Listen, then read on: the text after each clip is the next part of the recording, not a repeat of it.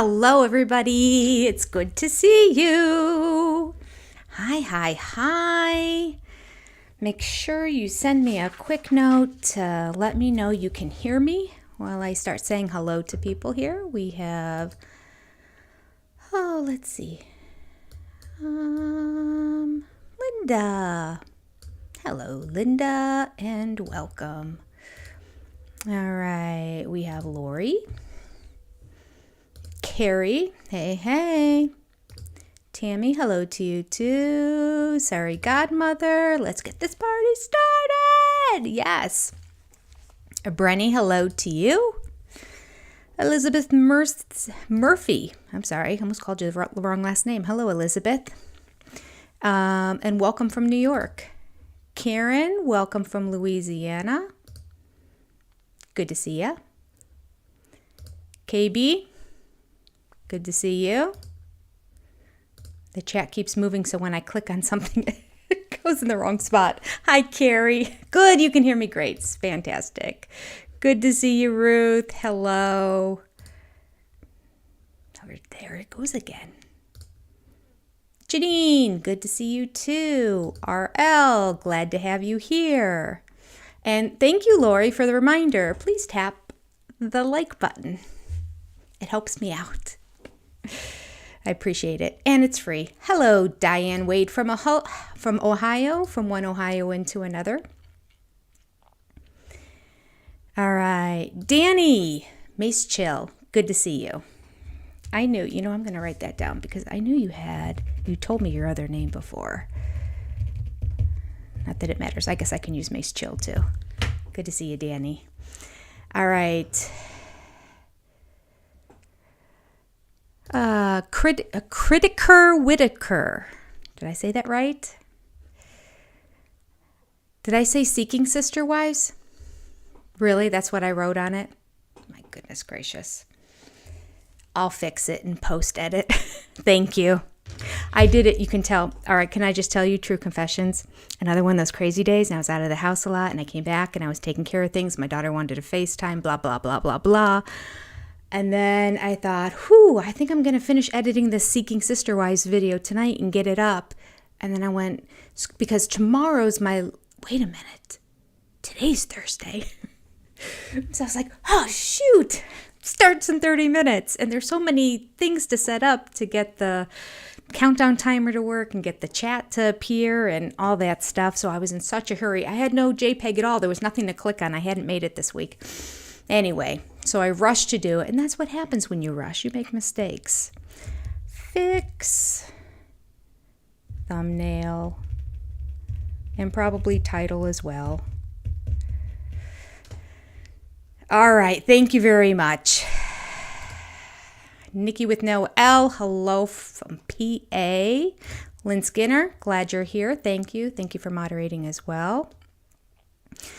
Danny, you're in Savannah, Georgia. That's right. I remember that. Hello, Marie.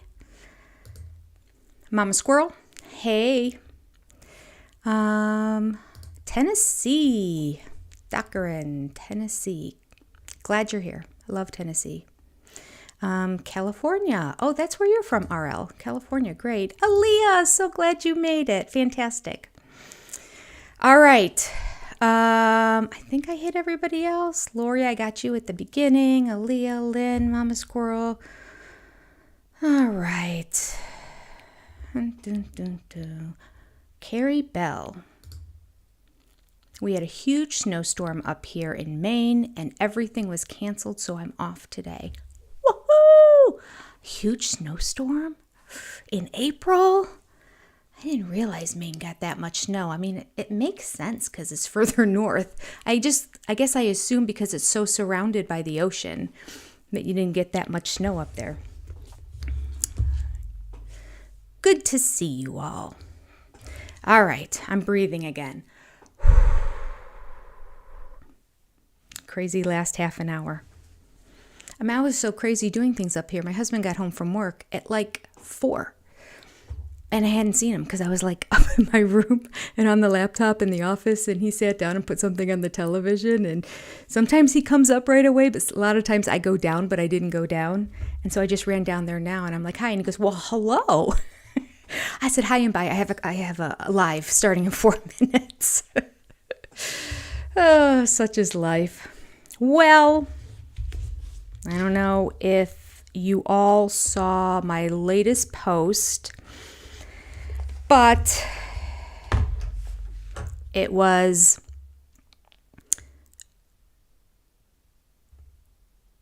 in the post. Let me just put it this way without going through the whole story. In the post, I needed to get some information on Cody's point of view on when he met Robin and what he felt when he met Robin. So I peeked ahead. I've never peeked ahead before, and I won't do it again unless I make another video that I need to get some documentation for. But I started reading, and sure enough, it's contradictory to what he says on the show. And oh, the lies. The lies, the lies. All right. Very good. Okay.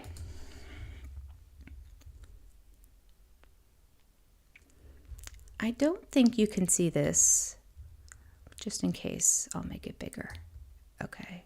Oh, or was that the chat? Oh, wait, that might have been the chat that I did. Ooh, let me click on something else here. New York has had some rain. Ah, there we go. Okay. We had a lot of rain here too. And then I lost my internet last night at about almost 9 o'clock. And when I called, they said, we know there's an outage in your area. We expect it to be back up about 10:30 p.m. What am I going to do? I had to get up early in the morning and leave the house at 6:30 to get downtown for a doctor's appointment. So I just went to bed.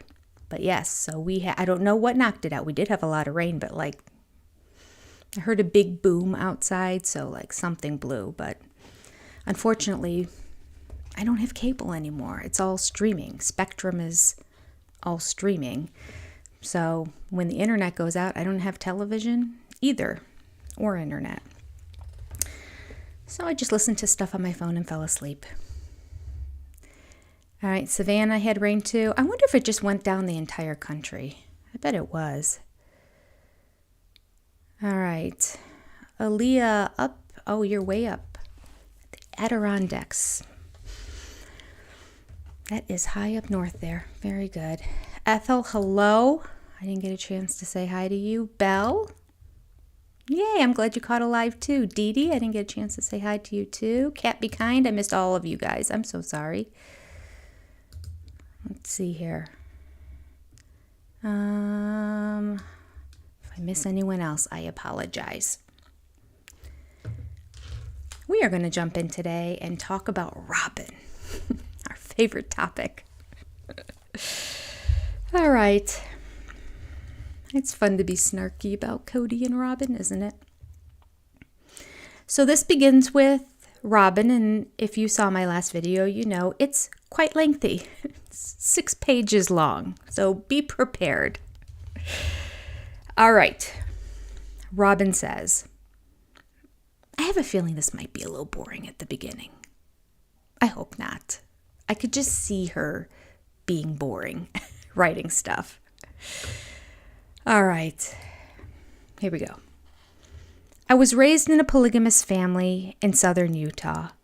My mother was my father's second wife. They had a truly wonderful marriage, a honeymoon experience that lasted for years and years. Okay, pause. I just realized that, oh yes, tighten those cloak gals. That's right, Lori. Welcome to the Cloak of Charity Club. So, Robin's mom married a man who had another wife. The other wife is in another state. He's spending a lot of time with her. Now, he goes back at times at Christmas to the other one, but they're not together whatsoever. And Robin's mom becomes the favorite one. I don't know what happened to the other one.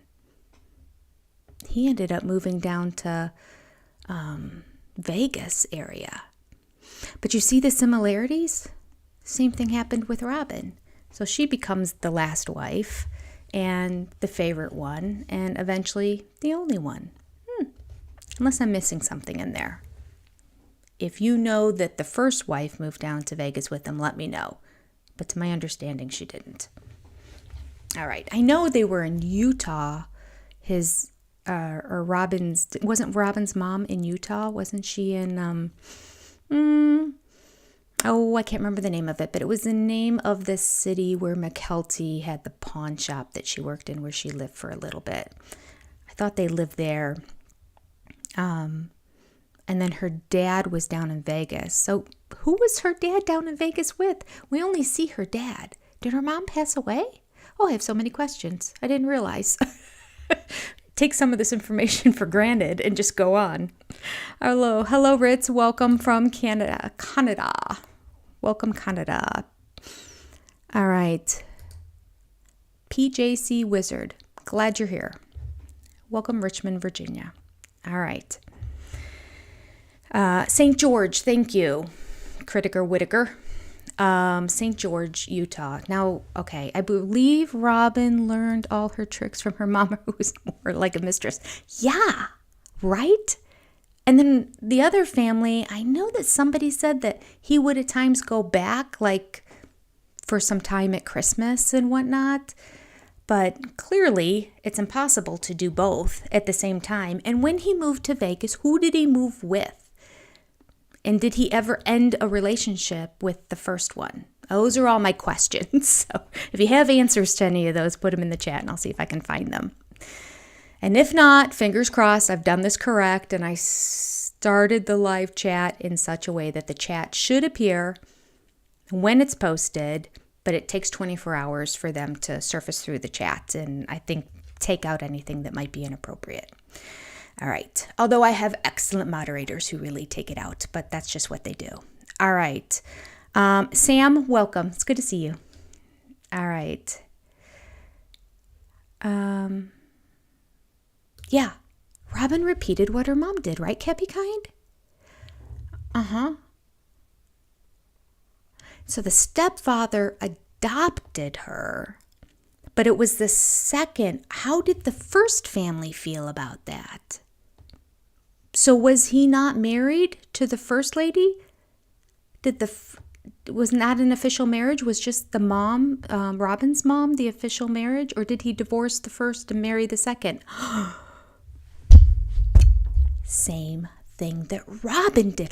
I did not realize this. This is going to be a video. All right, so share information with me. I'll go back through the chat. If I miss it while we're live, I'm going to go back and look. But it is striking to me all of a sudden the similarities between these two stories. I didn't realize. Okay. All right, Cindy Moores, hello and welcome. All right. Ritzby, oh, I love your show. You're funny. You're so great. Wonderful. Thank you. Purple, welcome. I'm glad you're here. All right. So you didn't know that Robin's dad was no longer with his first wife. I mean, I don't think so. Did somebody say that? For some reason, my chat, every other one is like going black, and I have to scroll over it for it to appear white so I can read it. I'll catch up. All right, let me do some reading here for you. I'm sorry. I do end up with more questions as I read this book than I do answers. Okay, they had the truly wonderful marriage. A honeymoon experience lasted for years and years. The relationship was sweet, loving, and respectful. They put their family and their happiness in front of any petty grievance that might crop up. I was determined not to marry unless I could find the same kind of relationship.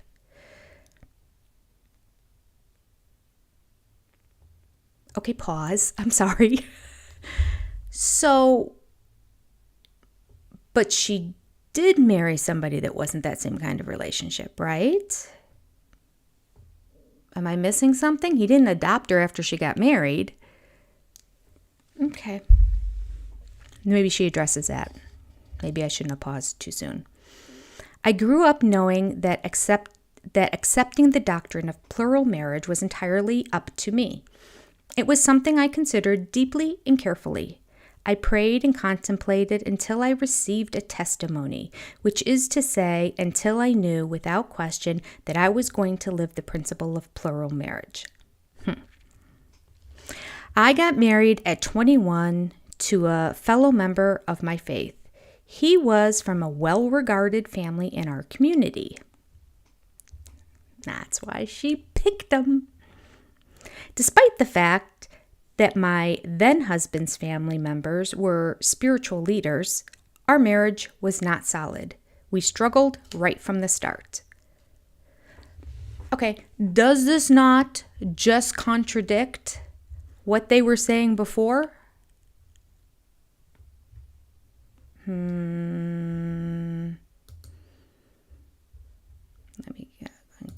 I'm sorry. I have to change it to live chat. That's much better.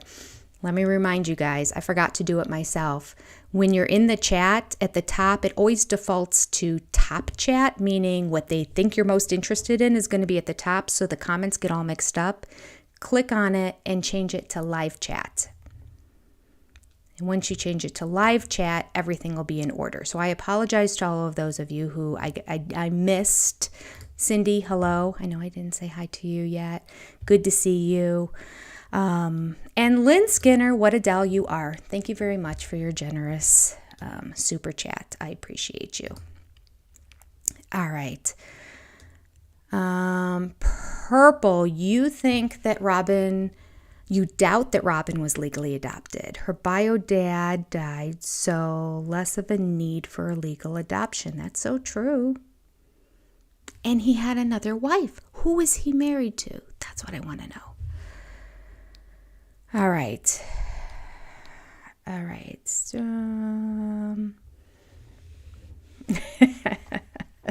Lynn Skinner. It's for the aspirin Jenny's going to need after reading this chapter. I appreciate you. Thank you so much. All right. Where did the super chat go?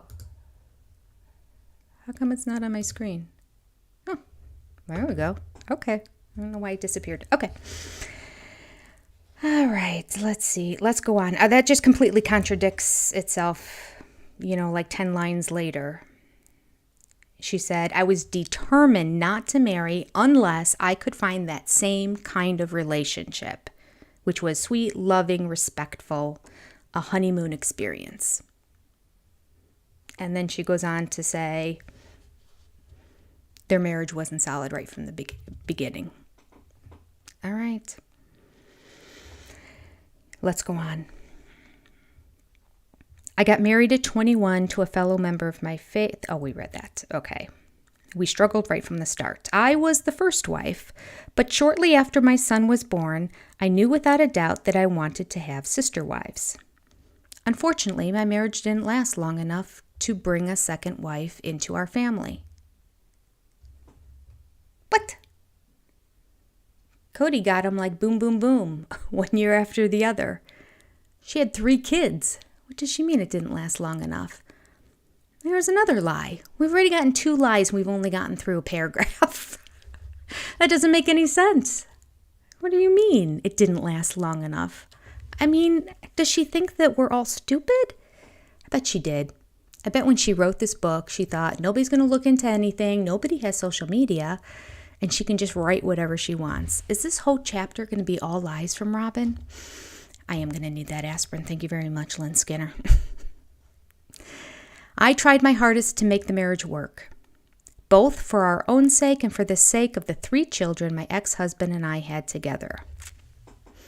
But what started off as unstable disintegrated into something destructive. It started as unstable. But she said I was only going to marry. Oh, good point. Susan Johnson, you're right. Yep. She was pregnant. Dayton, born out of wedlock. Very good. That's right, Ethel. Stolen purity. Remember that scene? That horrifying scene when my purity was stolen from me. The result of that was Dayton, who's sitting right there looking at her as she's saying it like it was the most horrible thing that happened in her life. Talk about one of the cringiest, most uncomfortable scenes in Sister Wives. I wonder if he knew then. He probably didn't. She probably was saying it and they all just thought, oh. All right. Yeah, Lane Howe, right. She was married a decade. Not enough time to find another wife. Decade. Cody had 3 wives in about 4 or 5 years, right? Oh my goodness. All right. There you go. Lies, lies. All lies. Nothing but lies. Okay. I'm going to continue. This is already so full of lies. All right. So it started off as unstable, disintegrated into something destructive. After 7.5 years of marriage, we separated. A year and a half later, we were divorced. Both my marriage and its collapse were incredibly difficult for me. I suffered a lot of pain and hardship.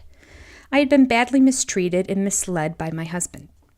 I'd love to know what she's trying to insinuate there. Doesn't it seem like she's trying to imply that he hurt her physically? I mean, the implication is there, but she never says it. And I just wonder if he's really getting a bad rap from her, or if he just wasn't that kind and people say, I was emotionally abused, because they weren't nice to me or whatever. And I wonder what she means by she was misled by her ex-husband. I wonder if it tells us. I'll continue to read. While I knew that he was the source of a lot of my grief, part of me still believed that I was a failure because I hadn't been able to make my relationship work. No, she doesn't explain it. All right. The aftermath of my marriage left me feeling vulnerable and used, as well as exposed and helpless. I felt betrayed. I needed to regain my confidence and my inner strength to ensure that I would never be mistreated again. There's that mistreated again. It took me a while to realize that the only person I could rely on to protect me was myself. When I discovered this, I invented an alter ego who became my protector. Her name was She-Ra.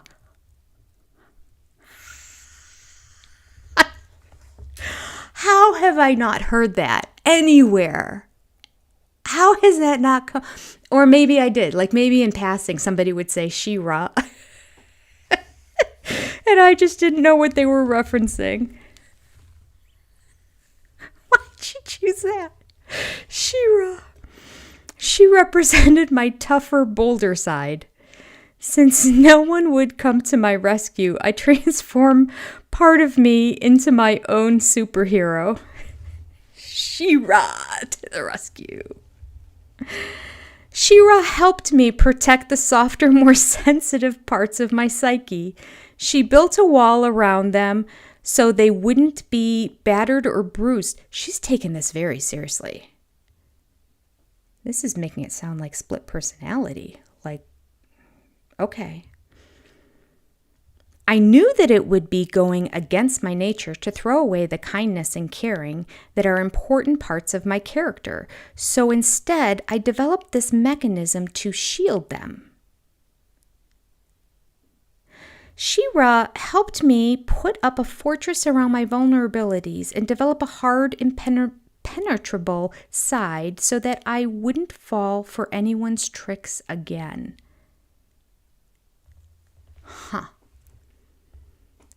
Okay, so she's saying she fell for his tricks because she was too vulnerable and sweet and nice and innocent.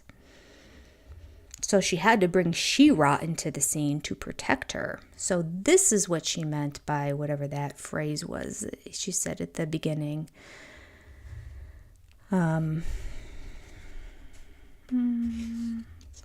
Mistreated and misled. So I wouldn't fall for anyone's tricks again. So that's what the misled meant. I don't know. Misled how? Love to know. Shira was instrumental in helping me cope. I'm sorry, it's hard for me to take it seriously, not laugh. Shira was instrumental in helping me cope with the emotional turmoil caused by my marriage. She was there to ensure that I would never be hurt again. Any man who approached me was going to have to prove himself in every way possible, and he would have to go through Shira. I'm sorry. I just don't believe it. I just don't believe it. I mean, if it were all true, it wouldn't be funny. I don't believe it. I feel like, she watched an Oprah episode about creating an altered personality to protect yourself against something bad, and she thought, well, this will be a good story. And then if I say that, I can imply, because I had an alter ego, what do you think that means? Kind of throwing the ex-husband under the bus. I don't think there's any proof of him hurting her. It would have been in the court documents, right? And I don't believe it was in there. Okay, let's go on. Since both my marriage and my divorce were so difficult, I decided that I would take a break from relationships. I didn't need the complications of dating in my life. I knew that since I was a mother of 3, my dates would be more like job interviews than romantic encounters. After all, any man who might court me needed to be up to the task of helping me raise my children completely and entirely, and to please disregard the 13 others that are there. And while I wasn't outwardly considering marriage, I was pretty certain that if it happened, I would join a family as a plural wife. If and when I married again, I wouldn't care the least bit what my husband looked like. Well, that came to fruition, didn't it? Yep. None of the superficial stuff mattered to me anymore. Well, okay, that sentence is just a bold-faced lie. She's one of the most superficial people. Living at the mall, buying designer everything. Yeah. Painting on eyebrows this big. Which is funny because a superficial person does it, and yet it makes her kind of look like a clown. All right. My husband could be old or young, fat or skinny. I didn't care as long as he was a good man and a good husband. It reminds me of Meghan Markle. Is he kind? Meghan Markle, that's another one. Could do a whole channel on her. No, I couldn't. I don't have time to research it. I'm just saying it's the same kind of narcissism and... Okay. Do you remember that? She claimed she didn't know who Prince Harry was. She lived in LA, Hollywood, all the magazines and everything that are around there. Yeah. Had no idea who Prince Harry was. So when a friend tried to put them together, she's like, like, who is this Prince Harry? Is he kind? Such lies. Okay.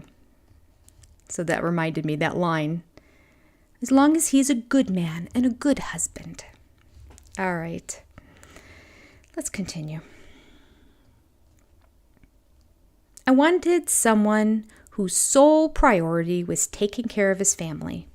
I knew that anyone who was interested in this job would have to demonstrate himself thoroughly and competently as caring, unselfish, and strong.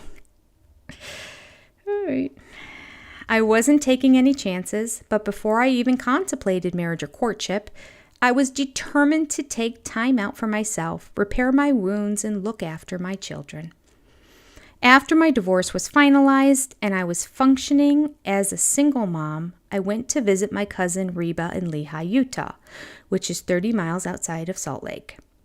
I hadn't been there in a while, and I was looking forward to a change of community. Okay. On Sunday, Reba and I went to church. While we were seated in the service, somebody wrote this to me in one of my comments on the video. I can't recall who it was right now. Because this is contradictory to the other 2 stories that are in my video. While we were seated in the service, a man sitting in front of me with shaggy blonde hair caught my eye. The first thing I noticed about him was his eyes. Okay. Wait, he was sitting in front of you or behind you? He was in front of you. How'd you see his eyes? Okay. I feel like that's a lie. Let's go on. They were ringed with laugh lines. I always love seeing laugh lines because they tell me someone is happy. Well, I mean, joking. You don't get those lines just from laughing. They come with age. But they do scrunch up and you can notice them more when you're laughing. Okay. She's a little innocent, isn't she? I watched him talk with the other members of the congregation. There was something peaceful and comforting about the way he conducted himself. He was smiling and laughing, at ease with himself and others. All of a sudden, he looked up and our eyes met. So he noticed her too?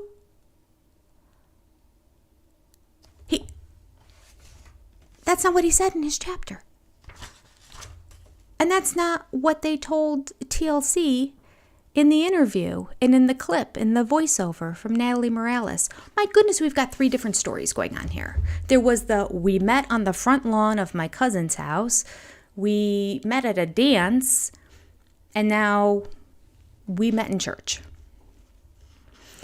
All right. Shira has x-ray vision. Yes, because she's a superhero, right? Remember? Of course she does. Okay, so their eyes met. I'm not exaggerating when I say I felt as though I'd been shot through with a bolt of lightning. When this happened, I was stunned. I was embarrassed too, and I looked down at my feet. Immediately, I was furious that I had any sort of response to this stranger. I was determined that no one should break through my hard exterior shell and play with my emotions. So before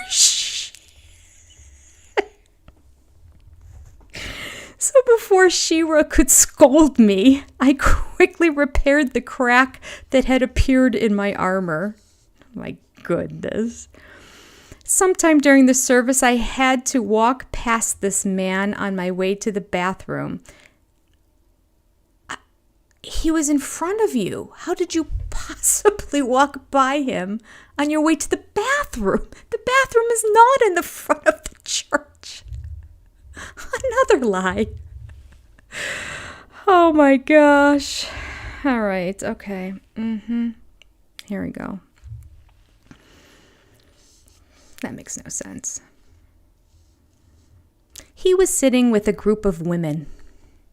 In my bitterness at my own emotional vulnerability, I thought, he is probably an idiot. Now there you go, Shira. Bingo. I dismissed the whole encounter entirely. Yes, which, by the way, we're beginning a new paragraph, so I'm going to pause for a second. In the last live watch with McKelty and Tony, somebody wrote in the chat to her, can you please tell us what it means when you touch your nose?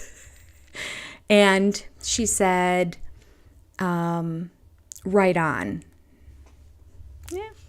So you who wrote in the comments below too, which I didn't put in there, like it came to my mind for a second, but I literally looked up the definition, and that's when I made the video when McKelty said, Sister Wives is going to be premiering in the spring, or is Sister Wives going to be premiering in her swing in the spring? And her answer was, because in charades, you'll point to the person who got it right and touch your nose. So, but I thought, well, maybe I don't play charades that often. I've played it like twice in my whole life. So I looked it up, and then when you look it up, the actual definition of it is, it's a secret. So like, keep it a secret is one. But I think it's evolved over time to you got it right. So she admitted you got it right, which means Sister Wives is coming this spring. We don't have to wait until the fall. I mean, I'm maybe not excited about it because it may be because of the circumstances that have happened recently. I don't know. Or we could just be seeing Gwendolyn's engagement party. We'll see. But it's coming soon. All right. Here we go. A month later, I visited Reba again. On the afternoon, I was getting ready to leave. That's an interesting way of putting it. I've never heard people say on the afternoon before. Okay. She had a group of friends over at her house. While I was standing on her front lawn, packing the kids into the car to head home, the same man I locked eyes with in the church drove up in a white convertible. Okay. So when TLC and Natalie Morales had the voiceover and she said they met at a party, she was given erroneous information. They actually met in the church for the first time, but didn't speak apparently, and then met again at the cousin's house on the front lawn. And then the party was like a month later. Poor TLC can't even get it straight. How are we supposed to keep all the lies straight? TLC can't. All right. Okay.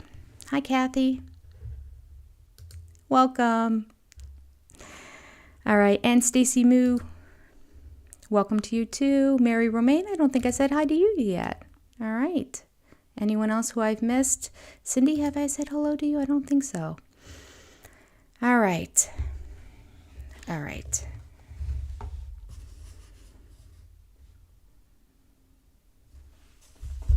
Mary, man, I wish I could call Jenny with all Leah told about AUB. Leah who? Who's Leah? I'm curious. I'll keep watching the chat. If I don't catch it this time, I'll catch it after. Okay. Let me continue. So the white car pulled up, the one we know so well, the most impractical car in the world for a family of 13 children. Yeah, really, 13. 17 people. And he drives a 2-door convertible car. Because that was the only car on sale. It was a good deal. It doesn't make any sense if it's a good deal. It's like sending your husband to the grocery store to get some steaks and he comes home with corn because it was a good deal. You don't get a 2-door convertible car when you have a family of 17. He's just so greedy. Okay. There was a woman riding in the passenger seat. The man stopped the car and started talking to my cousin. It was like a party exploded out of that car. He was so dynamic and full of energy. Reba introduced me to Cody Brown and his wife, Mary. I fought to suppress the memory of that electric sensation that I'd felt in church a month earlier. Shira was screaming at me from inside my head, warning me to not even look at Cody. Yes, Shira, scream it. It was difficult to ignore him. He was so animated and loud. But I did, I guess, ignore him. That was a really weirdly written sentence. I focused on Mary instead. She was sweet and engaging. Eventually, Cody noticed that I wasn't part of the small crowd that had all gathered around him. So he turned to me and said, "And who is your husband?" "I don't have one," I said. Then he teased me about marrying me off to one of the guys sitting around on my cousin's lawn. This is Cody's way of always flirting. It's so weird. Joking about marrying. There's no sincerity and honesty and like love and emotions. He did the same thing with Janelle.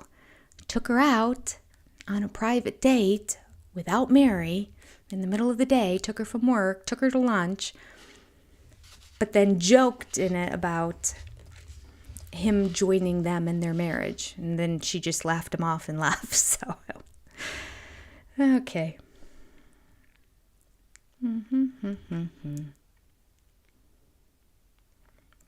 I thought nothing of it as I drove off. I imagined that somewhere down the line I might become friends with Mary, but that was as far as my thinking went concerning the Browns. Lie again. Is anyone keeping track of how many lies we've had so far from Robin? There is no way that she described that electrical connection and interaction and then was restraining herself from exhibiting that emotion in front of him, and then says, but being friends with Mary was as far as my thinking went concerning the Browns. Lie. It's just a lie. Completely doesn't match with what she said before. I'm telling you. Okay. A few weeks later, my mother started bugging me about attending a church dance back in Lehigh. I had no interest in going. I was embarrassed about showing my face as a single woman again, a divorcee. After all, everybody knew my story. I had been married to the son of a very prominent family, so my dirty laundry was public knowledge. It made me uncomfortable, but my mother insisted that I get my scent out there. In quotes, like her mother really said that. If her mother didn't say that and she quoted her mom as saying that, I would pummel her. Get my scent out there.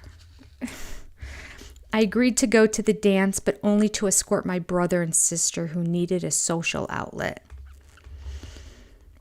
All right, so can we just pause for a second? She says, I had been married to the son of a very prominent family, so my dirty laundry was public knowledge. If they were that prominent of a family, then wouldn't there be a lot of people out there that would know the truth about their marriage? Really blows my mind that the only person we have is Ben, the like distant cousin, who can share anything, who really just has information on Grandpa Wynn. And, you know, every now and then he spent time with some of the boys when they would come up to the ranch.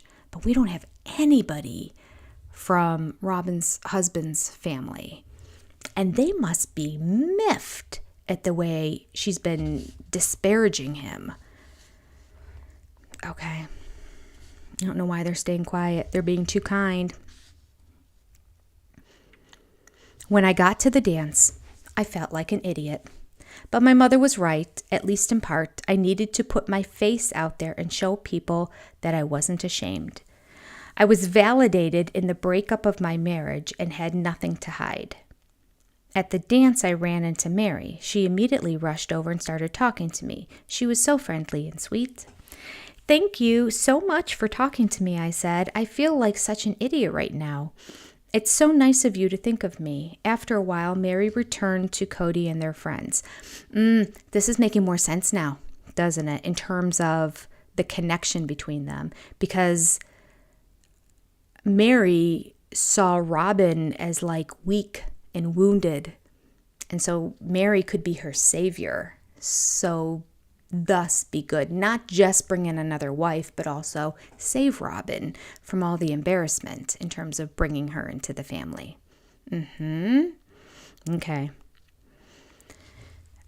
Lori, Robin's husband's sister, has been very talkative. On what? Reddit? I want to read what she says. Danny, I would love to know more about that. Yeah, we all would. Do share, or at least direct us in the right, hi Marissa, welcome, in the right direction. Betty, hello, welcome too. Needed to get her scent out there, right. Kathy, yeah, they do think we're dumb as rocks. Absolutely, Robin and Cody especially, because of the blatant lies. I don't know if anyone's been keeping track, but I mean, it may be too many to even count at this point. All right, let's see here. Robin mates out of season. You guys crack me up. Okay.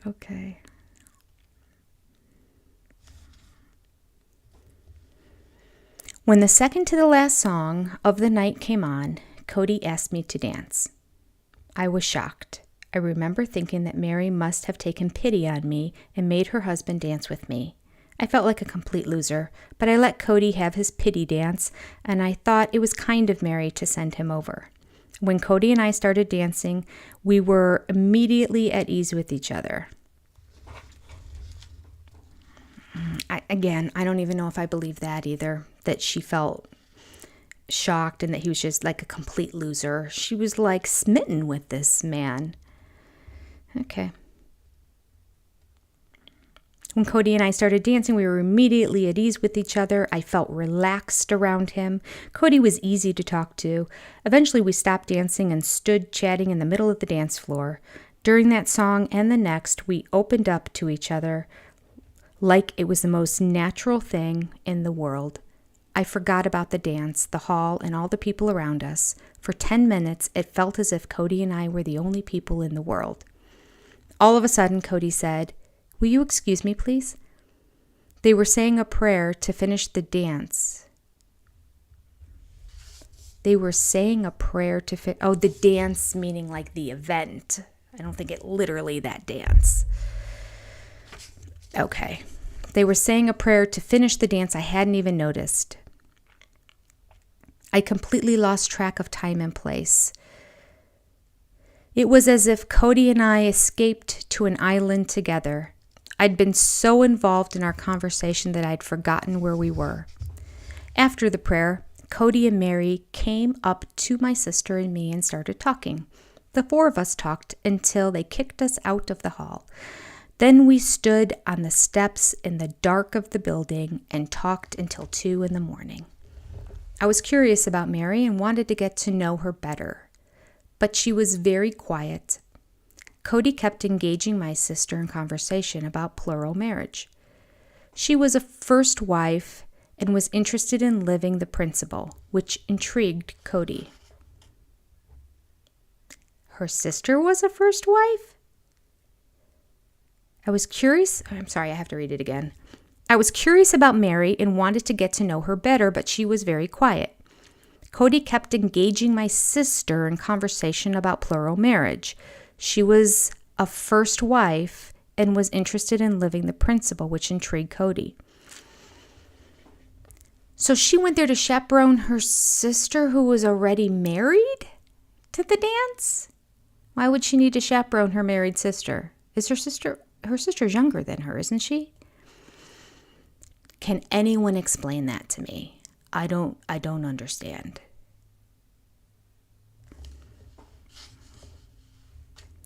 My impression of Cody was that he was a nice, thoughtful, interesting man who liked conversation.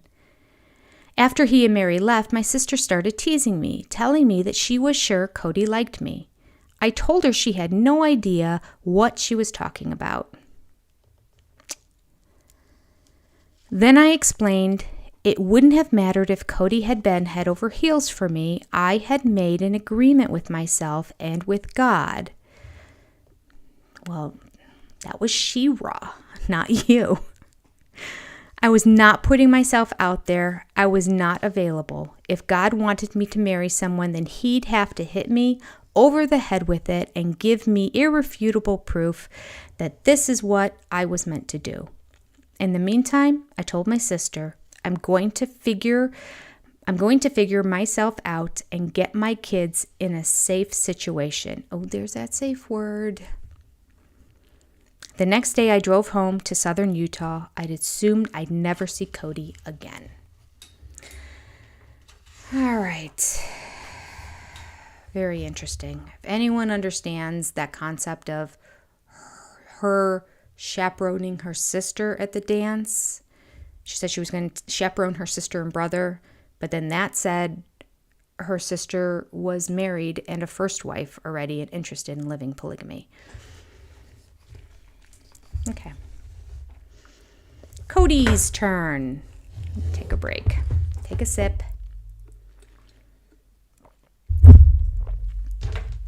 I forgot to get my chapstick, so I hope this doesn't dry out my lips. I have just like this gloss.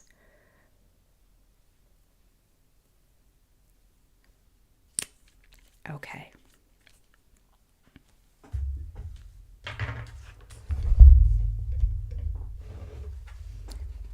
Becky, sorry, I don't happen to save links. It's there to find. Okay, I'm going to go back and read this later, Lori, to find what links you're talking about, because I'm going to be reading them tomorrow.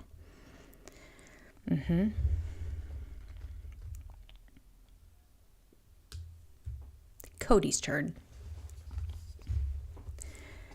After Mary and I met Robin on the lawn of her cousin's house, Mary instantly sensed that there was something special about Robin. I was nervous because Robin I'm like, why does this sound familiar? Because I read this on the video. Jenny, can you see either chat? What do you mean either chat? The pop-up one?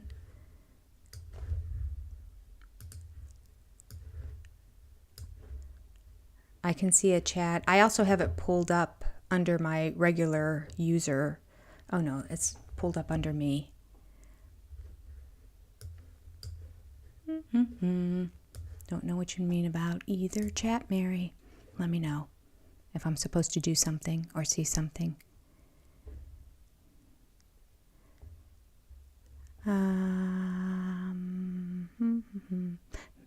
Maybe they were chaperoning Robin. There you go, Nikki Noel. Now that makes more sense.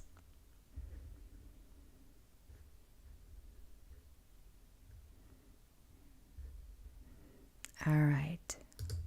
Lane Howe, she thought she would never see Cody again because it was not love at first sight. She had to work hard on her back to get him to fall in love. All right. All right. These women are adults giggling and talking like 6-year-old children. So weird. So weird. Agree. All right. Okay.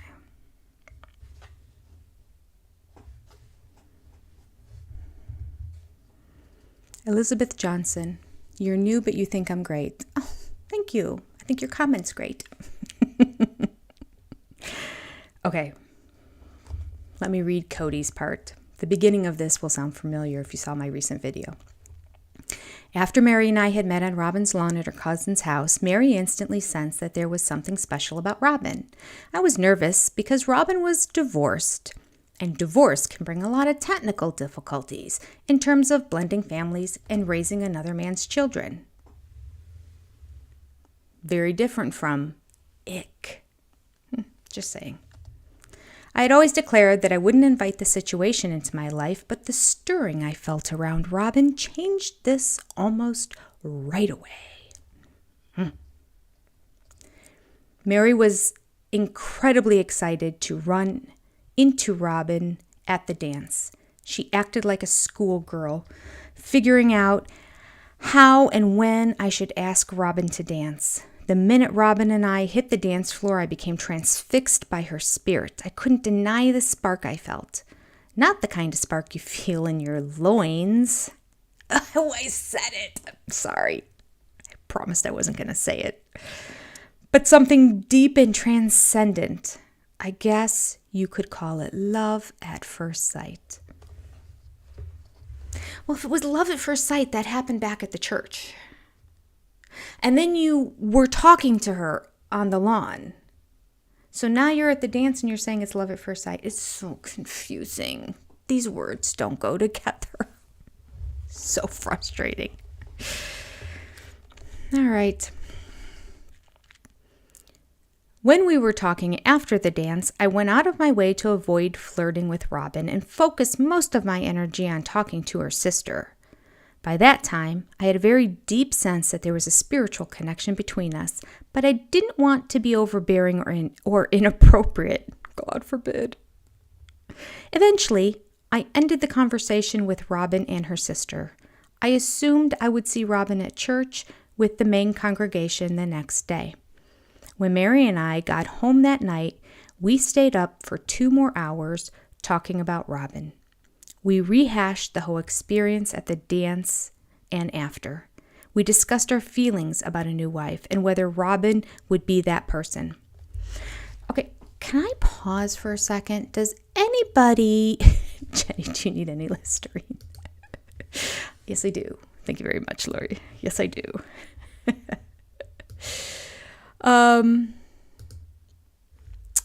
Also, does anybody have any understanding what Cody and Mary were doing dancing at this thing? I don't understand. Oh, I just realized the timestamps weren't on. Let me turn on the timestamps. There you go.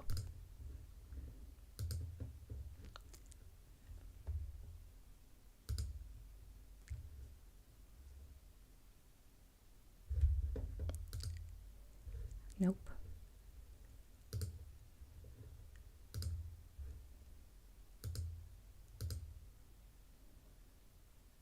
Okay.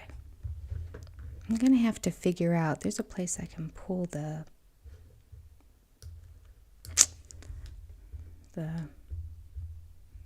super chats out of. Okay, I apologize. Yep, see, there is one I missed. There's some place I can click. All right, if there's somebody in here who does live chats, let me know how it is I can click where I can just pull up just super chats, because I hate to miss people. And I see here I miss Dana. And Dana, you matter. You've probably heard that a million times. Okay. How come it's not popping up on my screen? Uh-oh. Is it coming now? There you go. Okay. I clicked it a couple times. It may come and go. I forget the screen is behind what I'm actually doing. What you're seeing is a few seconds behind me actually talking. But if anybody can put in the chat if you know, I mean, I may miss it, but I can go back and read the chat and then I'll know for other times. But it would make my heart break if I missed a super chat, because it kept scrolling on, because you guys are chatty Cathys, which is pretty awesome, actually. I do enjoy going back and reading this. Make me laugh out loud. Okay. All right. No idea why Mary was there alone and there all night. I don't know. Interesting. Unless they were on the hunt to find another wife and decided to go there to do it. Or the whole thing was just rigged and fixed. I believe that more. Okay. I mean, there's even a chance that Cody and Robin had a little side thing going on and they rigged it to make it seem like it was Mary's idea.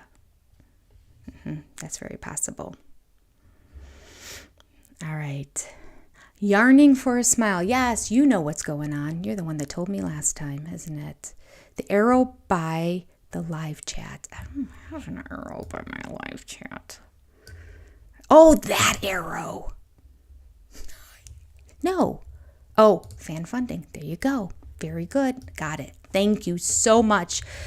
Yarning for a Smile. She's got her own channel too. Okay. I'm going to go on. I have so many questions about this. I'm going to go on. That's just my own guess, is that there was way more involved than what's being put in this story here. Okay. Robin's energy really appealed to Mary, and Mary was looking forward to having her as a friend. Yes. As well as a potential sister wife, because Mary never got along with Janelle. Mary probably didn't get along with Janelle because Janelle divorced Mary's brother and then married Mary's husband. I don't understand how there's no discussion of that in the book or in the series. Glossed right over. Obviously, they're going to have tension between them. And so when Christine comes to iron it out, well, Mary's a little rough around the edges and Janelle is kind of quiet, and Christine just sort of became Janelle's friend. So now Mary wants a friend. Despite our minor disagreements, our family was stable. All my wives were happy. Our children were happy. We had arrived at the place we'd been dreaming of since I married Christine. It seemed like an insane idea to threaten the peace in our household by considering a new wife. Yes. But both Mary and I were convinced that Robin had a wonderful spirit, kind and profound. Even our brief conversation with her stirred our souls. Yeah. Oh, okay. A little too poetic. I doubt that. We wanted to get to know her better. I felt an undeniable connection to this woman I had just met, as did Mary. This connection was so deep and spiritual that it kept us up all night. What? It just seems weird. We were lost in our own world as we discussed this undeniable feeling we both shared that Robin was not just a special person on her own, but a special person to us. Mary and I kept looking into each other's eyes and saying, something's happening. We feel something happening. I can't believe this. Oh my goodness. Before we went to sleep, I climbed out of bed and went to the living room. I fell on my knees and began to pray. I told God that I felt a stirring and that I wanted to know if this special woman I just met belonged to our family. Wait, let me guess. God told you yes. Too much of this between Seeking Sister Wives and this show. There's just too much of this. People believing that they have a direct phone line, the red phone, straight to heaven. When I got to church the next morning, Robin was nowhere to be found. I was crestfallen. I was certain that she was interested in me as I was in her. It seemed impossible to me that she wouldn't have attended my congregation in the hopes of seeing me again. I was angry at myself. If I'd known that Robin wasn't going to be at church the next day, I would have never have been a gentleman and ended our conversation the previous evening. First of all, that's terrible grammar. But let's just look at the meaning of it. If I would have known she wouldn't have shown up at church the next day, I wouldn't have been a gentleman the night before. He said that. Oh my. I would have insisted we all go out for pie and stay up as late as possible. During church, Mary texted me to ask if I'd seen Robin. I told her I hadn't. Mary was disappointed as I was. After the service, I saw Robin's cousin Reba, who had introduced us in the first place. I was still a little giddy from the night before, since I believed that Robin and I had a deep connection. There was no way in my mind that our experience could have been one-sided. I was simply convinced that she was as smitten with me as I was with her. So I went up to Reba and said, maybe you should call Robin and ask her who she's thinking about right now. I can't. How do people get attracted to this man? Like, what is it about him? Ew. And let's just pause for a second. Now I have another option, maybe option E, in terms of what the truth is in this whole story. Maybe Reba was really involved in all this. Maybe Cody went through Reba to see to it that Robin came to their house and she was there when Cody was going to happen to drive by in the car. That makes sense to me. I think Reba's involved in all of this. I do. I think Cody used Reba to get to Robin. Talk amongst yourselves. Just a guess. Didn't know about this Reba woman until now. I'm just learning this as I go. All right. A week later, Reba told Mary and me that she wanted to come over to our house to talk about what our intentions were regarding Robin. She was both curious and protective. Before Reba arrived at our house, Mary grew very emotional. She hugged me and said, "Cody, what if we're not right?" Yeah, that's her realizing she doesn't really want to be in a plural marriage right there. What if she's not meant to be with us? What if we're wrong about the way we feel? Yeah, so all Robin was undeniable. Oh, that'll make her feel better. The spiritual and emotional connection was not going to be undone by any personal insecurities Mary and I have had. Well, he had none. That's his way of trying to be nice, but it was not going to be undone. We could just make that sentence say, the spiritual and emotional connection was not going to be undone by any personal insecurities Mary had. I told her that this person whom God had brought into our lives was meant to be there. It only had to be ratified by Robin, her parents, and our church leaders. Interesting. When I just like how the arrogance of that sentence, like this is just the way it's going to be, so we just need to get it ratified by a few people, like get a few people to sign off on this because this is going to go down, this is happening. Okay. When Reba showed up, she was very direct. I have to know what you two are thinking about. Oh, what you two are thinking about Robin, she said. Mary and I exchanged glances and then explained that we'd both been bitten by the same love bug. It's not true.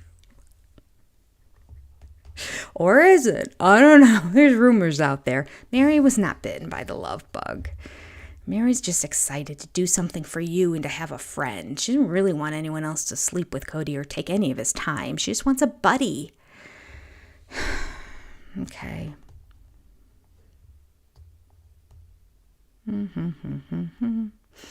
We told her that our feelings concerning Robin were profound. We explained that we fully intended to look into getting to know Robin better if she was open to it. Reba got a little giddy. She loves Robin and she loves us. She was excited to see if our families were meant to be together. Okay. Here we go. I got more going up. All right. His idea of dancing is pulling his wife's arm out of joint while flinging her around the room. Absolutely true. Absolutely true. All right. Okay. I don't think Robin, Aaliyah says, let me read it on the screen here. I don't think Robin had men lining up to marry her like they tried to make us think. I think the panting and pick me that Cody did in that one tell-all was really about Robin. Well, actually, yeah, right? I mean, if you read this, she was like that from the get-go. And she said she just gotten out of the divorce and she hadn't gotten out and she hadn't even let people see her face. She was too embarrassed to be out there. So Mom didn't say, oh, all these people are interested in you. She just said, you got to get out there. Get your scent out there, child. I'm still curious what happened to Mom in this whole scenario with Dad. When he ended up down in Vegas. Where did Mom end up and where did his first family? I'm just so curious. Okay. All right. Robin. This is Robin's talking now. After my cousin talked to Cody and Mary, she called me and told me I needed to get down to Lehigh immediately. This was crazy, since Lehigh is 300 miles from where I lived. I told her she was out of her mind. I had zero intention of coming down and falling in line with her little plan. That's so... It's just not congruent with what she said before. I mean, completely contradicts herself. Robin, Reba said, this is a good family. They're very interested in you. There are a lot of positive things happening here. You need to come and meet all of them. All of them? I asked. How many are there? Reba explained that Cody had 3 wives. 3? I said. I had already had my testimony that I was going to be part of a plural family. I knew that since I was a divorcee and I was older with kids, I wouldn't be a first wife again. But I'd never even entertained the possibility of being a 4th wife. The majority of men in our faith have 2 wives. Fewer have 3 wives, and hardly any have 4. It's just too challenging. So when Reba told me Cody had 3 wives, I was a little taken aback. It seemed like a lot. Then she informed me that they'd been a family together for 16 years. It seemed inconceivable that I'd put myself in this situation. I told Reba, no way. Lies. I don't need these complications. Anyway, I can't afford the trip. Yep. I can't afford the trip. I don't have any money. I need a man with a television show, please. But Reba insisted and told me she would pay for my gas. I still told her no, but I said I would think about it. For the next couple of days, I contemplated a lot. I asked God to give me a sign, even though I know He doesn't work that way. I played all these little games with myself, for instance, promising that if I saw the name Cody written anywhere, I'd take it as a sign that I should go. Eventually, I decided to ask my kids if they wanted to go on this trip, though I didn't explain that it wasn't just to see Reba. It was a long car trip, something they hated. I figured I'd be off the hook. I guess I was looking for an excuse not to go, but to my surprise, they said they wanted to go, so I agreed. The whole trip to Lehigh, I'm sorry, here we go again. The whole trip to Lehigh, Shira was screaming at the top of her lungs, "Don't do this! Get your butt home now!" I had to agree with her. I had no idea what I was doing. She yelled at me until I pulled into my cousin's driveway. I hadn't even gotten out of the car when Reba swooped down on me. "We're going to the Browns," she said. I think we need to change our chat from Cloak of Charity chat to or instead of Sister Friends, we're the Shiras now. Because quite frankly, everything Shira says I agree with. I think Shira is the people. It's the audience. It's the world that's watching the show. That's like, stop. No, don't. Okay. Moving on. It's time for Cody here. All right. Let me see if I can. All right.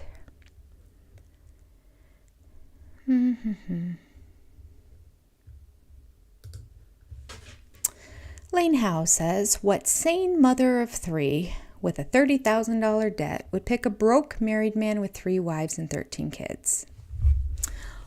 One that knew but didn't write in the book that a television show was on the front. That's the one. Absolutely. And you're right, Stacy Moo. I don't think many men were lining up to marry a woman with 3 kids and an ex-husband. And an ex-husband who was a significant family in the church. Because then whoever marries Robin is not going to be in the favor of the important people in the church. And that seems to be very important to this particular sect of church. All right. Okay.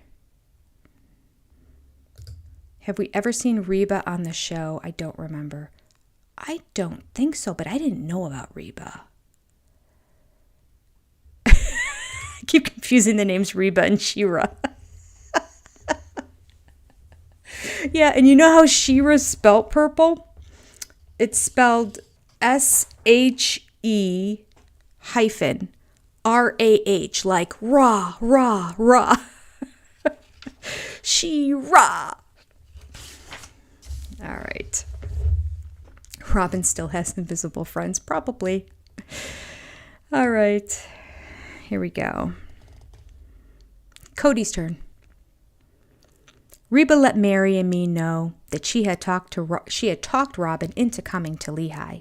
I was excited and I wanted to put together a barbecue to welcome her. Well, that's intense. This is just some friend that you talked to on the lawn for a little bit and had a dance with. You're going to throw a barbecue for this stranger? I feel like there's a whole lot of the story that's being left out. Okay. I still hadn't told Janelle about Robin. Oh, this barbecue ought to go over great. I'm looking forward to it. I had only seen Robin a handful of times and I wasn't sure what sort of footing we were on. I wanted to make sure she was at least slightly open to the idea of a relationship with me before I broached the subject with my wives. Naturally, I would need their consent to court her. I don't know if that's a great idea. I don't think that's a great strategy, quite frankly. I think you meet somebody and talk to them, you let them know right away. Full disclosure. Otherwise, it looks like a whole stuff on the back burner and lies and secrets are happening, which they are, right? Mm-hmm. All right. I approached Janelle first. I find it interesting because earlier in this paragraph, he just says he hadn't told Janelle. He didn't say anything about Christine. It's like he doesn't even care about Christine. Oh, Janelle doesn't know yet. I have to let her know. Oh, right. And then there's that third one, too. I approached Janelle first. I explained what had been going on with Mary, Robin, and me and what my feelings were. When I finished talking, Janelle had a surreal experience. She was overcome with emotion. She put her hand over her chest and said, "Oh my goodness, there's something special about this. This is supposed to happen." Tears welled up in her eyes. Really, Janelle? Really? She says she felt a burning in her bosom. No, she didn't say that. No, that did not come out of Janelle. I feel a burning in my bosom. Can you picture Janelle saying, "Cody, I feel a burning in my bosom"? She didn't say that. Oh my gosh. It was an undeniable affirmation. I was moved by Janelle's reaction to my news. It made me giddy for Robin's arrival.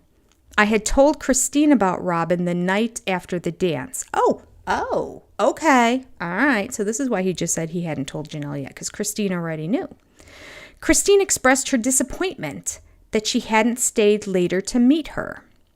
Christine is such a warm and inviting person. I knew that she would go out of her way to welcome Robin. Soon I had my wife's consent to get to know Robin. I found myself counting down the minutes until Robin turned up. I was smitten. And I was convinced that Robin felt the same way about me. I thought that when Robin arrived at my house, we'd be off to the races. No such luck. When Robin came up the stairs and saw me flipping burgers on the grill, she barely even said hello. Well, that's probably because the whole grill was on fire. Just saying. Not exactly the best at barbecuing things. Haven't seen a successful time yet. Yes, Kathy. Cody had the burning in his bosom. That's the reality of the situation. Yes. Yes, Lane Howe. The women that bring the other wife, meaning Mary would have had to talk to Janelle and Christine, not Cody. Yes. And Mary should have also brought Janelle into the relationship, and she didn't. Cody pretty much initiated that one. And we read before, Mary wasn't really thrilled about Christine either, and Cody pretty much pushed forward on that one. Okay.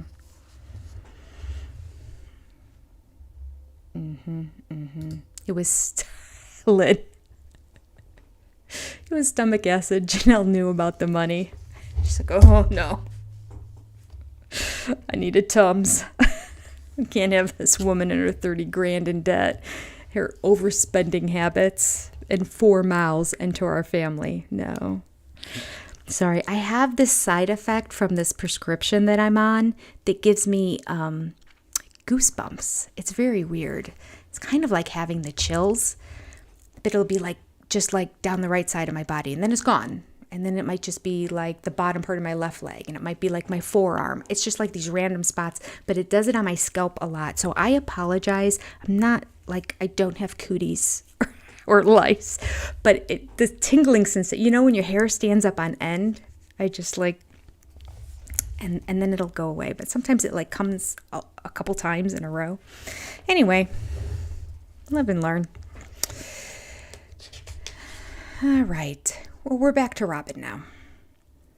I had no idea what to expect when I turned up at the Brownses.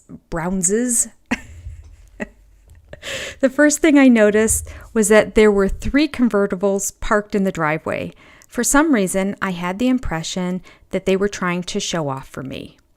What is this? An episode of Cribs? I asked Reba. Later on, to my horror, Reba repeated this to Cody in front of me and added, "Hey, Cody, you want to make it 4 convertibles?" I wanted to kill her. When I walked into the large house where all 3 wives had their own separate apartments, I was nervous and a little overwhelmed. My cousin was parading me around, which is not my style at all. Everybody was staring at me. Oh, she loved it. Come on. Anybody who chooses to be like a mall model just wants people to look at her, because you don't get paid for those gigs. I mean, maybe you get a $15 gift card to whatever store clothes you're wearing. All right.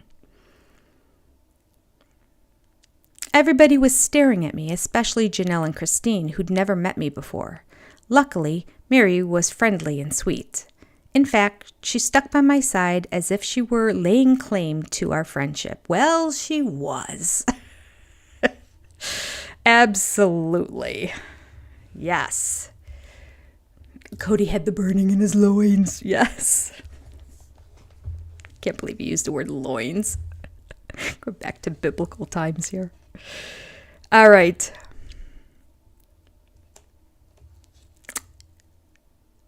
It was uncomfortable to have all these eyes on me. I kept wondering what I was doing there in the middle of this family. After all, I am not the type of woman who chases married men. During the entire cookout, She-Ra was screaming, "Leave, get out, go. This is scary." Agreed. She-Ra. What is that? What is the Marines? There's a Ra in it. It has 2 syllables. And Ra is one of them. She-Ra. Cody says that he felt electricity between us that night, but I was working hard to prevent any connection. I would simply not allow myself to be open in any way. I put up my wall and I hid behind it. However, there was one moment when this wall crumbled completely. Janelle had left the cookout early and had gone to bed because she had to drive to Wyoming the next morning to collect the older children who were staying at their grandparents' ranch. Many of the younger kids were still running around in the backyard. When Janelle said goodnight, Cody told her that he would put Savannah, their youngest child, to bed in a little while later, because there were no older children there to do it.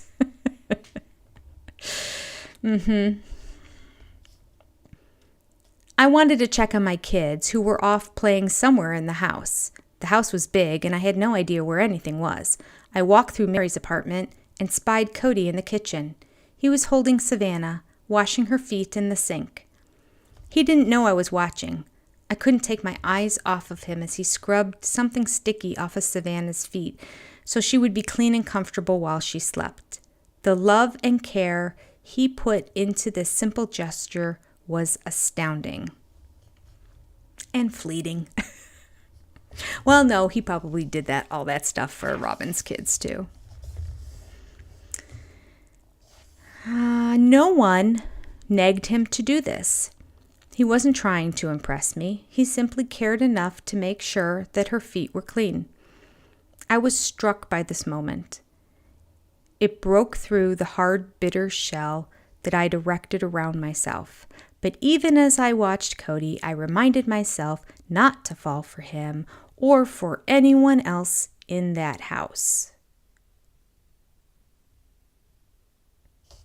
Oh, was he the only guy there, though, right? I don't know what that means. Fall for anyone else. Okay, we'll go on. The next day, I met the Browns at Sunday school. Reba and I were talking to Mary, Cody, and Christine, who were very happy to see me. Mary turned to me and asked, "Would you like to come over for lunch? For dinner? Forever?" I turned beet red, but I agreed to come for lunch. Later after church, I found myself back at the Browns' house. Janelle was picking up the older kids. Mary had run an errand, and Christine was bustling in and out, so Cody and I were left pretty much to ourselves. It was awkward. Cody could sense my discomfort, and tried teasing me a little. When that didn't work, he tried to dig into my past and find out more about what had led me to my current situation. I told him that I preferred to wait until all his wives were home so I could tell them all at once. Suddenly the door opened, and all the teenage kids burst in. They stormed the house. Cody ran up to Logan, his oldest, and hugged him like his best friend. All the kids were talking at once. All the adults were talking at once. Everyone was so happy to see the kids, and the kids were so thrilled to be back home. It was loud and chaotic, but also lovely and remarkable. Everyone was so engaged with one another. It was the most dynamic atmosphere I'd ever encountered. Speaking of Logan, McKelty did mention in her Patreon that they were talking about how the wives never really watched each other's kids once they got down to Vegas. Like, they did it when the kids were all smaller and that, but by the time they got to Vegas, McKelty said there were like older children in all the homes. So if a mom had to leave, there were teenagers there that could watch it. So there wasn't much dropping a kid off at another house. They all were pretty isolated and stayed in their own houses. And then McKelty said that Logan had done that for a long time, even when Janelle was back working. And she said that Logan has always been a rock and like a caregiver and like a second parent in the family. And that at Garrison, well, not necessarily at the funeral, but when they all got together after Garrison's passing, that he said Logan very much took that role with all the kids in terms of being their rock and being there for them. And that, yeah, I can see it. Okay, let's get back to happy. It was immediately clear to me how much this family loved one another. It hit me exactly how much both my kids and I had been... Both my kids? Oh, both my kids, and we don't need the word both in there. How much my kids and I... It hit me exactly how much both my kids and I had been missing out on a thriving, stable family experience. The thing I wanted for my kids first and foremost was a good family. And here it was in front of me. A family literally overflowing with love. Everyone was all talking at once in what I've come to know as typical Brown style, trying to see who can talk the loudest. I've learned that there is rarely a quiet moment in the Brown house. They were all so animated and expressive and full of stories. I felt as if I was looking inside their world. It was an amazing experience. I fell in love with Cody's family before I fell in love with him. Another lie. Come on. She was mesmerized, lost her breath, had a look down, is smitten when she first met him. Then on the grass she meets him again and was like all verklempt. Then she danced with him and the world stopped. They were in their own private little world and that. And now she's going to his home with her children to meet him. And meets the kids for the very first time and fell in love with the kids, but still not in love with Cody. Who's going to believe that story? She's trying to make herself sound good. You just make yourself sound like a liar. That's it. All right. But Cody did impress me. He was everywhere at once. He was meeting kids' needs. He was wiping a nose, picking things up, helping with dishes. He was checking in with his wives. He was going out of his way to make sure everyone was okay. Oh, there's more? I thought that was the end of the chapter. Of course, Robin would be the most verbose. Sorry, people. Okay. Cody says, eventually, Madison, who was 14 at the time, noticed Robin sitting in the corner. Dad, who's that? He didn't even introduce his kids to her. They had her sitting in a corner. For a long time, I'd had a running joke with my kids about taking a young wife. They had agreed that the youngest woman I might marry had to be 28 at least. That's Robin, I said to Madison, and she's 30. Madison picked up my insinuation right away, and immediately she got a twinkle in her eye. She never wanted them to get married. Right, there was a twinkle. Eventually, Mary, Janelle, Christine, and I sat down with Robin in Mary's living room. Robin was very forthcoming and direct. She laid out all that she had been through, explaining about her ex-husband and their destructive relationship. She said that before things went any further, she didn't want there to be any secrets about her kept from the family. While Robin was laying it on the line for us, Christine leaned over and got right in her face.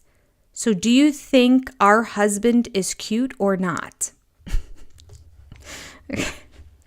They just get weirder and weirder. Robin didn't know Christine well enough to understand that she was joking. Robin explained that this sort of decision was left up to God and what he thought was right. Whether or not she thought I was cute was immaterial.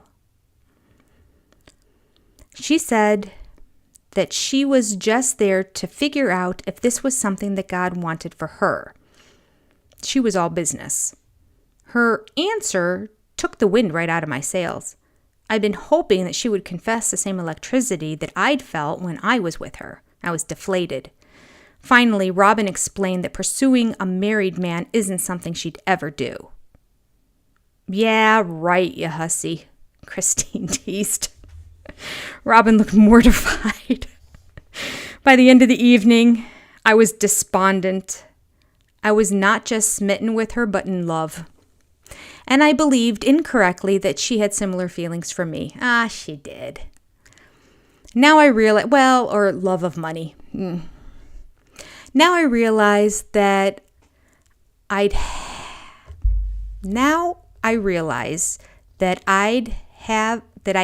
to court her affection. Now I realize that I'd have to court her affection.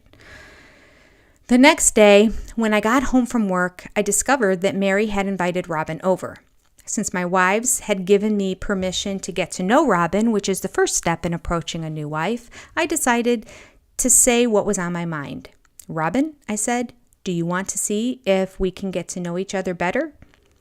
Maybe, but I'm not asking anyone's permission, she said. This meant she wasn't going to approach her father or the church leaders. All the hard work had fallen to me. She was not going to make things easy. Well, she probably wasn't supposed to, right? Isn't the man supposed to do it anyway? I don't know why this is unique. Robin says, there are several ways for a woman to enter a plural marriage. One of these is to tell her father and her church leaders, after which they would approach the family. Oh, all right.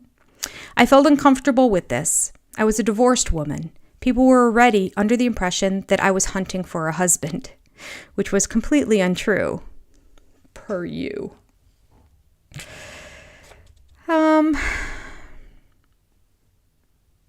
Even though I had legitimate grounds for divorce from my first husband, a failed marriage still tarnished my reputation. So I was especially careful not to give the impression that I was desperate to remarry.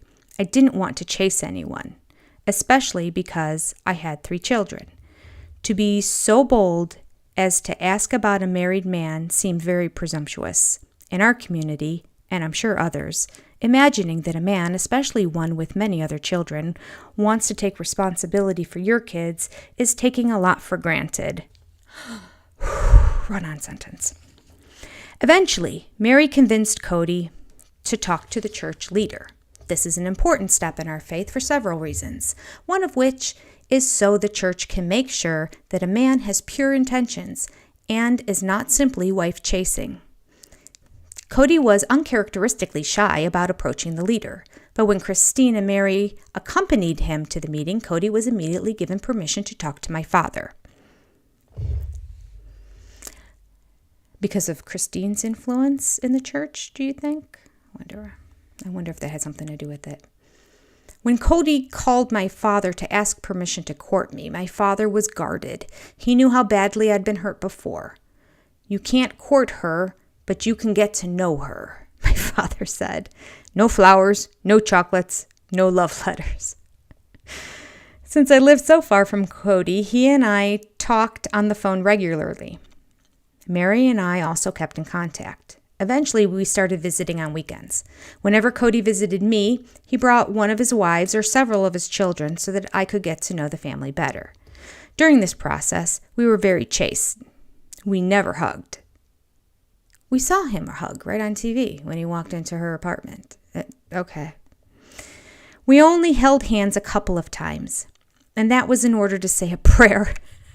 I don't believe any of this.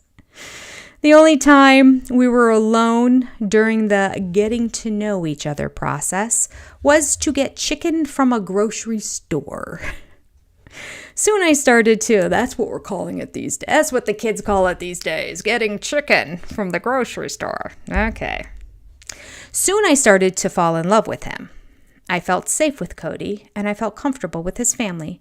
Cody did and said everything perfectly. He proved himself to me effortlessly.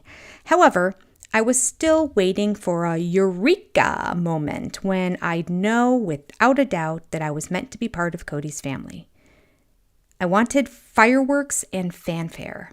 I wanted angels singing in my ears. I wanted a sign from God. I wanted this, I wanted that, and I wanted this, because I always get what I want. That's not in the book. Okay.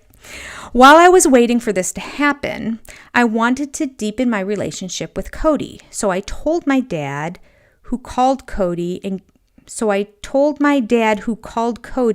gave him permission to court me at last. Jiminy Christmas, the grammar of this. Okay, we're near the end. We have Cody now. For a couple of years before I met Robin, I'd been working as a sales representative selling advertising for billboards. While this job allowed me to work locally, it was a tough way to make a living. There were times when I could barely sell at all. The day that Robin's father called and gave me permission to court Robin, my sales career had hit an all-time low. How lovely. Things were so tough that I was considering selling my car. I mean, the red flags are amazing that they just don't notice. Things were so tough that I was considering selling my car. I didn't have 2 nickels to rub together, but I was still considering courting this amazing woman. I was certain that God would find a way for me to bring Robin into my life. After I got off the phone with Robin's dad, I told my wives that we'd received permission to court. Luckily, Robin was visiting Lehigh at the time, so we could immediately go on a date. My wives were all excited for me. Well, all but Christine, I'm sure. Each of them had received the answer that Robin was meant to be in our family. In fact, Christine had received a more intense spiritual witness that Robin should marry me than she had received about her own marriage.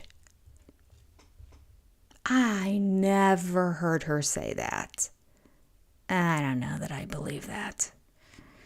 Okay.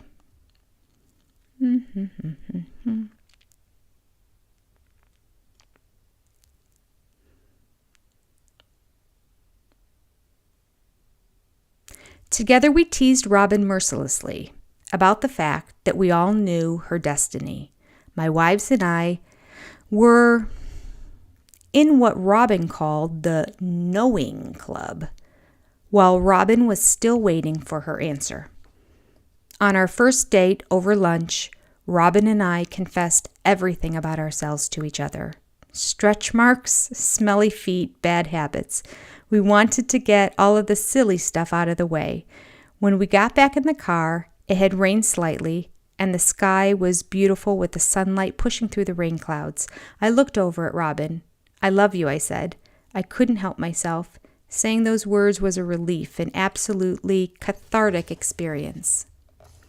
Robin says, "I may have loved Cody, but I wasn't saying it until I was 100% sure. Words can be cheap, and I wanted to be careful." Now that we were courting, Cody and I started visiting with each other without the company of his wives. It was time to get to know each other better. I didn't want to be rushed into a marriage and family that was still unfamiliar.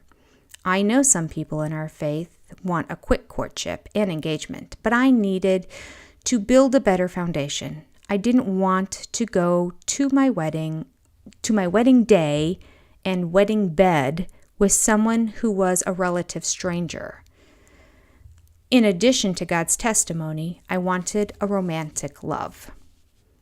Some of my sister wives were more interested in the sisterhood than in the husband. But perhaps since I'd been married before, I knew that I needed a man whom I loved, trusted, cherished, and adored. I also knew that asking for and receiving all these things is hard. During a visit I made to see Cody, I began to pray and fast in order to receive a sign or an affirmation that I was meant to be in his family. I needed something concrete. I knew I was falling in love with him. I felt him breaking down all my walls. I felt She-Ra putting her sword away. On one of our dates, we drove to Thanksgiving Point, a beautiful lookout where Cody had a billboard he was eager to sell. On this drive, I had a singular experience. I felt my heart start to swell. It seemed to be growing bigger in my chest. It even hurt.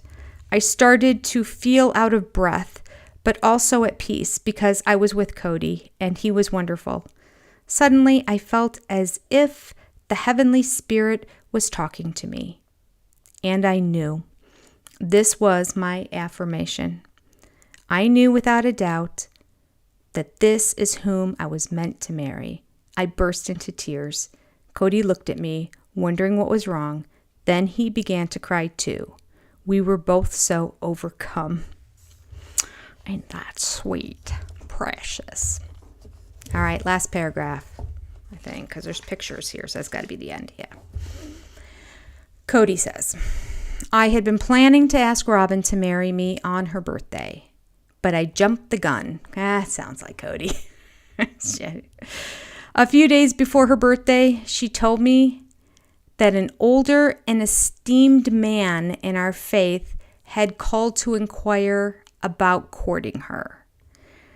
This was a shock to my system. I was devastated. Oh, this is where the major lies are coming in, right? Lies, lies, lies, lies, lies, lies. She's such a little manipulator. She wanted to get that ring on her finger. She just explained here how like she broke in tears and she got her confirmation and all that. And then she's like, why did she have to tell Cody? Let's just say it's true. Let's say it's true. And her dad said, hey, somebody called to inquire about you. Why did she have to tell Cody? She knew she wanted Cody. All she had to do was tell her dad, nope, not interested. But no, she's playing a little manipulating thing. Oh, by the way, put a ring on it. Somebody else expressed interest. Do it soon. Do it now. Okay. I didn't have the money to marry and support Robin, but I knew that I would have to find a way. Even though Robin told the man she knew where she belonged, I was still shaken. Okay, so no harm, no foul. She tells him so that he gets jealous, but then she tells him, I said no. I wanted to be with Cody. He really tells a different story in that Mormonism Live. All these men at the church wanted her and I got her. The next day, Robin and I drove back out to Thanksgiving Point. As we sat there talking, I was overcome with what I believed was God's Spirit. Before I knew what I was doing, I took her hand and asked her to marry me. When Christine and I got engaged, she told me she wouldn't kiss me until we were at the altar. After we were married, she realized she had made a mistake and made me promise that if I married again, I'd kiss my next wife before we said our vows. So I took Robin's face in my hand and kissed her. I could have sworn Christine was upset about the kiss. Was it just that she was upset that he kissed her while she was giving birth? I just thought that because it got caught on camera, she knew that they were kissing and they weren't married yet. I thought she said that he was just engaged and he had 3 wives. Very interesting that these are Cody's words here. Very interesting. Now I feel like I have to go try to dig through all the past episodes and find that and see what she said. It may have been in the tell-all at the end. Okay.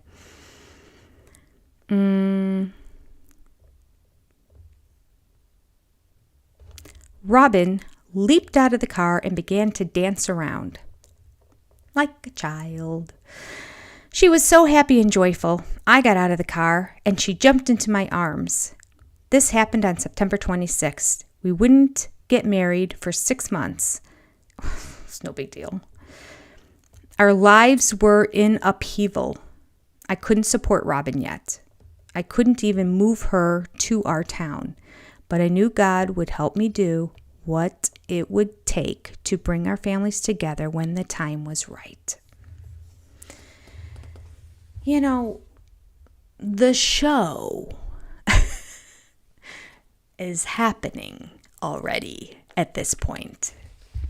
It was probably in talks at least a year before this occurrence. I mean, they weren't filming yet, but the show was the show. They knew about it already. They knew about it. That stuff doesn't happen overnight. I don't even think they get it together in a year. They shot pilots, a couple different pilots of going camping and other things, and shopped it out to different networks.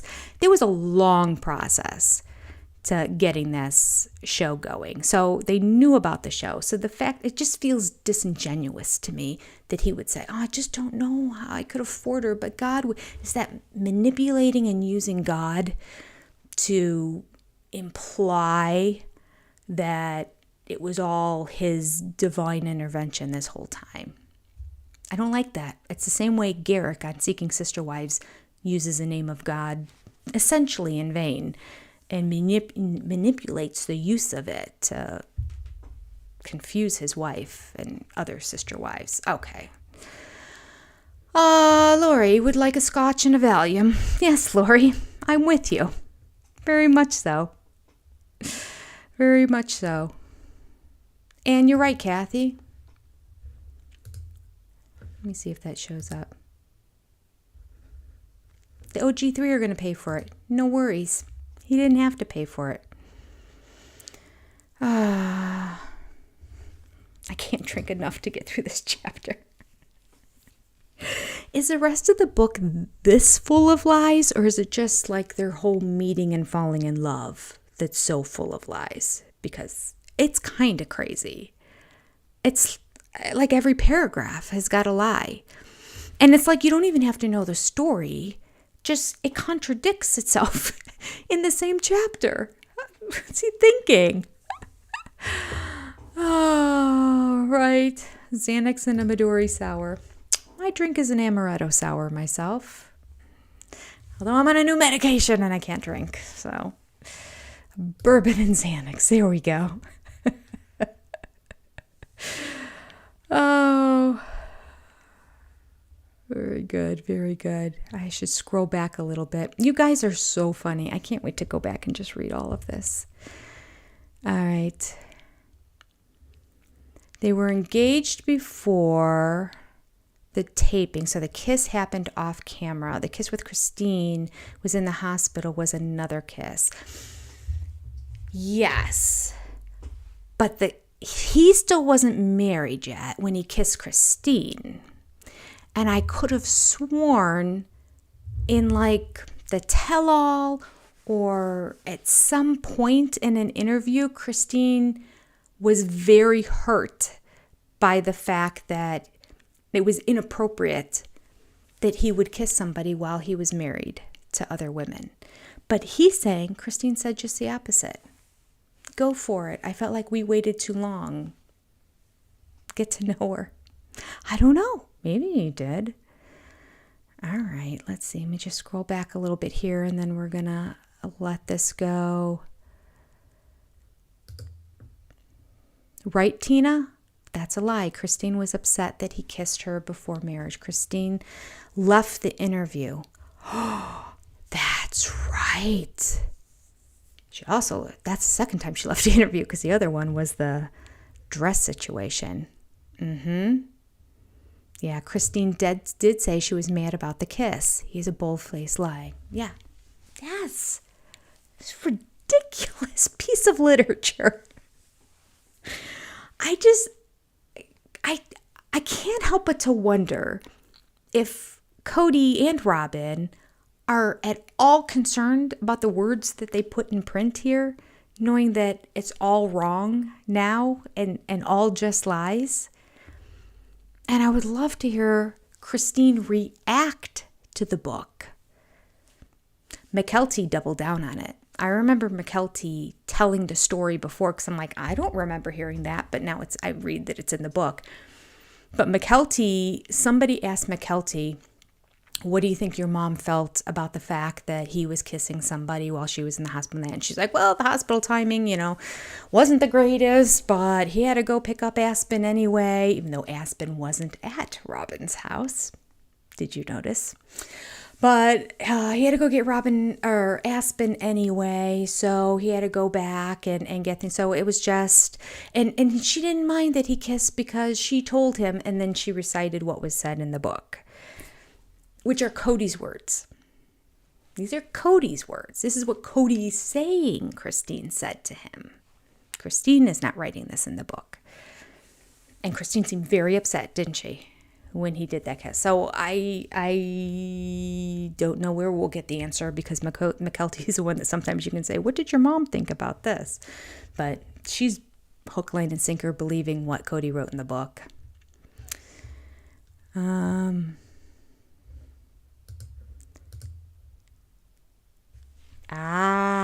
Yeah, okay. He sealed the engagement with a kiss. And she was upset with that. Because she waited until she was married because it was inappropriate. Yes, this is coming back, Critter Whittaker. Yes, Critiker Whittaker.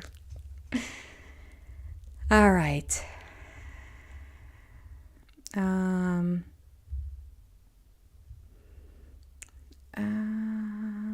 What a lie. Yep, all of you chiming in. Lies, lies, lies, lies. No kissing until marriage. That's right, Mary. She was upset and even mentioned their culture and religion. Yeah, I thought so. I thought so. All right, everybody. Fantastic. I'm going to go through and read all this a little bit later on. I love these days. You guys are so great. You make me laugh. I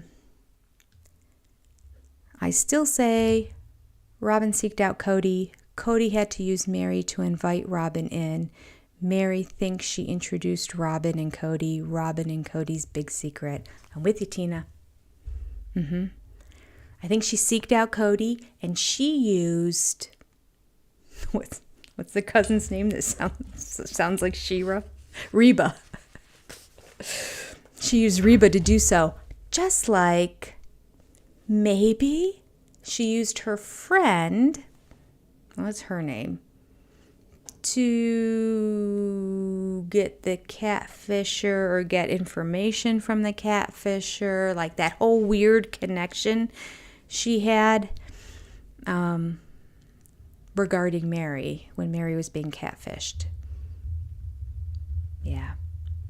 I think she uses these other people as like decoys for her to try to keep her hands clean. And you know what? So far it's worked. Nobody spilled the beans and said, Robin told me this or Robin said this. I just wish they would. So I'm going to go back and read this later on and see. Was it you, Lori, who said that Kendra? Yeah, Kendra's her friend who's good friends with the catfisher. Small world, right? I think she uses people to do all her little dirty work to make her look like she's so sweet and innocent. I don't know what's going on. I don't know. I don't understand. Kendra, yeah, so true. So true. Kendra, yes, thank you. She's a piece of work. There's a pattern here. There's a pattern with her following in her mother's footsteps. Actually, following in her mother's footsteps. Following in her mother's footsteps in terms of getting a married guy and pretty much taking him away from the first wife and being the sole one that's fallen head over heels in love. And now here's a pattern with her using other people to get what she wants in life, but make it look like she had nothing to do with it. She just happened to see him. Oh, I can't believe he showed up here. What is he doing here? I didn't know he'd be at this dance in his hometown. How crazy. She is so ridiculous. Yes, Sam, she is a scheming manipulator. Yes, and they do, Moira, think we're all idiots, don't they? Yes. Oh, Cynthia. You need hours. You need hours. The brief summary, Mary was online, somebody slid into her DMs, was talking to her about her business, eventually, and it was a male, good-looking male, and eventually started flirting with her and wooing her, and then she started to fall in love with this man, and then she started calling the man, and it was like this ongoing virtual affair that she had, and even got to the point of talking about leaving the family to be with him, all this stuff. The whole time it was a woman, and it was the friend of Kendra. Kendra is the friend of Robin. There you go. Coincidence? I think not. All right. You're so good at doing Robin. All right. Okay. So this is your research to do this week. All of my sister friends, all my Shiras, my Cloak charity club. Let's see if we can figure out. I just want to know what the timeline is. At what point did Robin's mom marry Robin's dad that adopted her because he was already married to another lady? Or was he never legally married to that woman? And it was just in name, but legally married this one. Or did he tell wife one, sounding very familiar, we see a pattern here, tell wife number one, I need to divorce you because there's this child that I need to adopt over here. And so he married the second one and then adopted Robin. And then what happened with that first family? Where did that wife and kids go? And when he moved down to Vegas, was Robin's mom with them? Because we never hear anything or ever see Robin's mom. Or did she pass away? And I don't know about it. We only see her dad. Her dad shows up at everything. Her dad is there at her births. A little creepy. Yeah. He wasn't like standing on the side, like, it's okay to have parents there in the room, but like he's watching it all. Like, it was odd, really odd. All right. He was legally married to wife one had an affair. I mean, she does seem like she's a side. I always said that before. I said that in another video. Robin's mom seemed like she was the side piece, really. So he stayed legally married. How could he stay legally married and then Robin get adopted? Because didn't she change her name? Wasn't that part of the whole name change thing when she's trying to get the home? She changed her name 4 times. I don't know. So he kept both wives in different states. Both wives are still alive. Oh, okay. All right. So her mom had been on a couple what? Marissa, don't leave me hanging. Her mom had been on a couple what? So if her mom's alive, how come we absolutely never see her? And is she still living with her dad? Or did they, I don't think they broke up because she talks about this was like, love, the endless love that was always meant to be between them. Robin's mom was on the Mother's Day episode. Lori, awesome information. All right. She was on that. You don't have to divorce to adopt. That was a lie Robin sold us. I always knew it was a lie. I had that in another video. Like, it seems like you should be able to adopt and not have to anyway. Okay. So, does that mean her dad is still married to wife number 1? But he went ahead and adopted Robin, who would then have the same last name as her dad and his first wife and all their kids, which we never hear about, ever. All we hear is that Robin had a brother and a sister, which was her biological mom's kids. There's a lot of juice right there. I am telling you, there's a Hulu special in just the dynamics of this family and the timing. And so does that mean the mom lived in Vegas too? We just never really saw her except for on that Mother's Day special. I'm going to have to watch that. All right. Oh, yeah. Good point, Betty. If she would have passed away, we would have heard all about it. That would have been another poor Robin episode. I mean, they're all poor Robin episodes, let's face it, but yeah. Okay, so he didn't legally adopt her. She just changed her name to take his last name. Okay, all right. Or, according to Lane, it is Lane, right? Or is it E? It could be an I. I could be pronouncing this wrong. Ian? Eon? I could have a whole different pronunciation. I could be doing this completely wrong. I was using that as a lowercase L, but I'm thinking I'm pronouncing your name wrong, and I'm very sorry about that. Okay, so there's some conspiracy stuff. All right. Oh, the chat just flew ahead. I don't know where I am. Change your names to stay away from collections until you try to buy a house, and then it all catches up with you. And all the other wives have to give you all this money to shovel you out. Oh, my goodness. She was on a couple shows, Mary said. Okay. Oh, that's true. She changed her name to Brown when she was only spiritually married. You're right, Sam. So, but the kids didn't. Right? So if she changed her, but I guess anybody can change their name at any time. Anyone can change their name. You don't even have to. It doesn't even have to be. You could just not like your name and change it. People do that all the time. All right. My daughter changed her middle name when she got married because she liked our last name that she had growing up. And her middle name was insignificant to her. And it was a relative she's only seen once or twice in her life. So She took her last name growing up, my last name, and she moved it to her middle name, and then her married name is now her last name. You just go fill out paperwork and do it. It's no big deal. Yeah. All right. Her dad did die a couple years ago. I know that.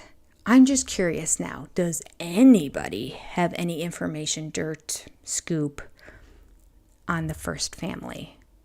Are they still around? Did he just dump them? Has he ever gone back to see them? Somebody knows something out there. I don't know what state he's in. All right. Peach, good to see you here. Welcome. All right. Yeah, he didn't adopt. Okay. Danny, you did the same thing that my daughter did. Yeah, it was really touching when she did that, even though it's technically my husband's name, I guess. But it's been my name. It's been my name for over 30 years, so I was very happy that she was proud of our last name and wanted to keep it.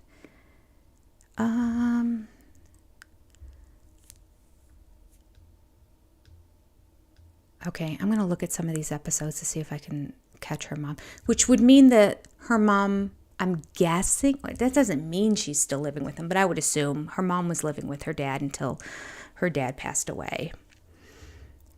And whatever happened with the first family? All right.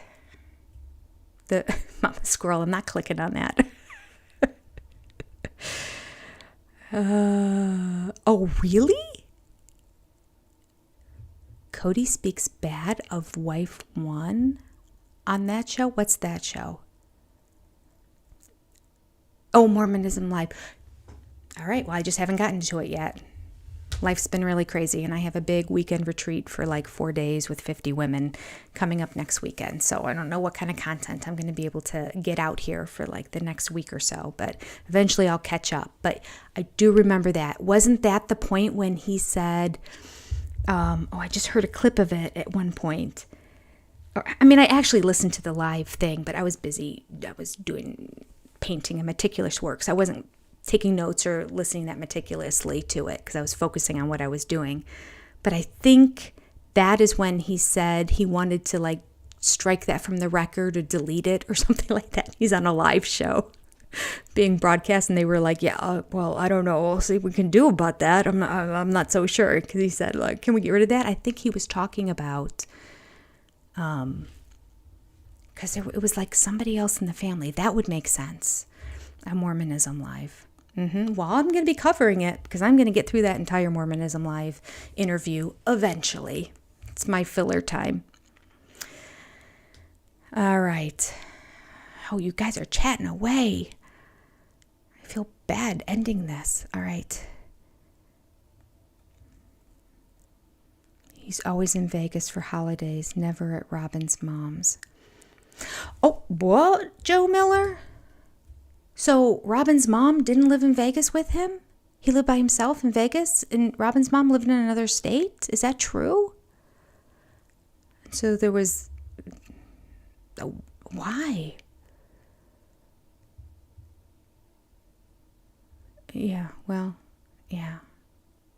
It's despicable, actually. Well put, Stacy. OG3 and all the kids are owed money from Cody. Yeah, this is kind of turning into a Duggar situation.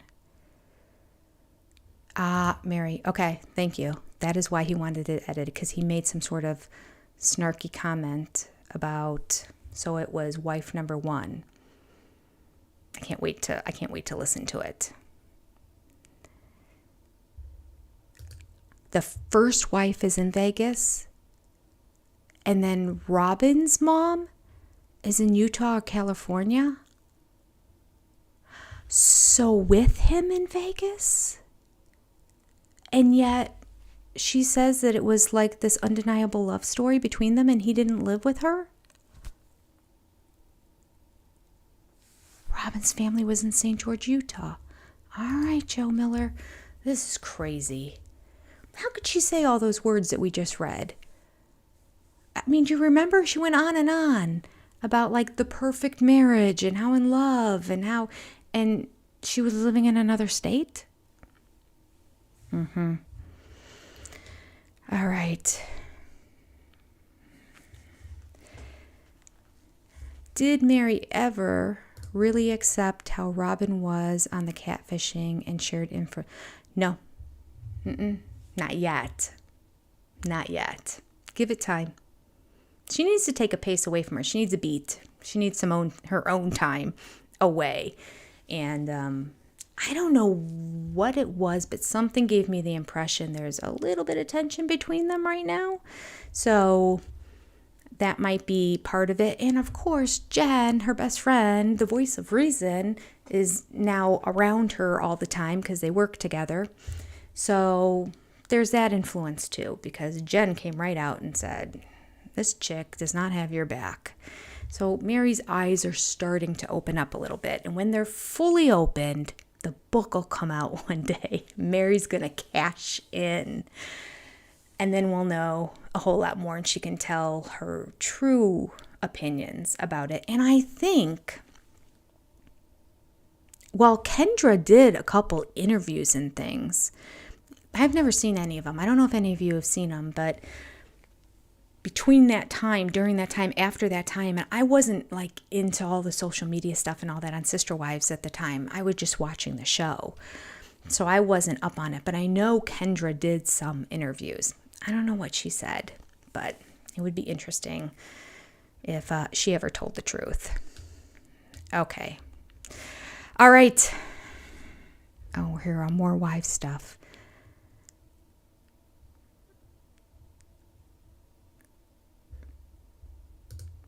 Robin's mom cried all the time as he wasn't around. Dad wasn't around because he was with wife number 1. So everything she's saying in here is lies.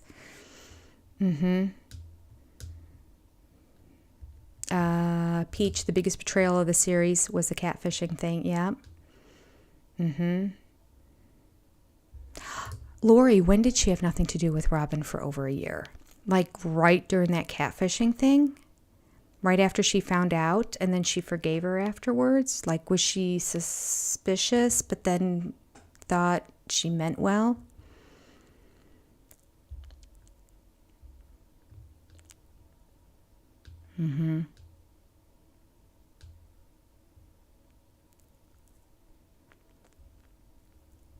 Marissa wants Janelle to write a book. Yes. And a lot of those kids. Yep. I think some of those kids have a lot to say.